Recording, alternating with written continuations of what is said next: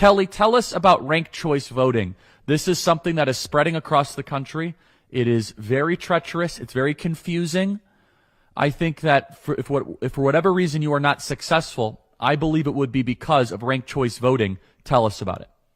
Well, undercover videos exposed by Project Veritas show us that Murkowski's campaign staff colluded together to deceive Alaskans in order to implement ranked choice voting. As they said in the video, they said, "Isn't this a desecration of democracy in order to rig the election system in your favor in a bid to try and preserve your Senate seat?" She would already have lost the election. She would have lost the primary. And even now, she's trailing me by 9 or 10 points in this general election.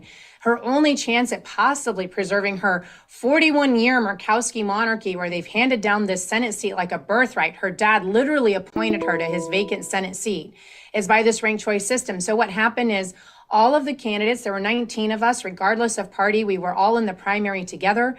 The 4 of us who received the most votes, we go on to the general election. There were 3 so-called Republicans. Murkowski has the R behind her name, even though the Republican Party said she's prohibited from doing that.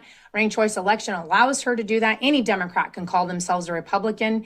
And the 4th Republican has since suspended his campaign and thrown his weight behind me, as have a Democrat that was down ballot. He did the same. He said, "We're not getting any results from Lisa Murkowski." So functionally, there's now 3 of us, me, Murkowski, and a Democrat who got only 6% of the vote in the primary. You can see where the Democrat votes are going. When that Democrat falls off in the ranked choice voting, what happens is everyone gets to go in. They get to pick their first candidate. If your first candidate gets eliminated, like the Democrat will, your second choice candidate gets your backup votes. And that's where the race then becomes a real nail biter, as Kimberly Strassel said, and we either become 50-50 or 53-47, depending on the most recent polls. That's where it becomes a nail biter. But you're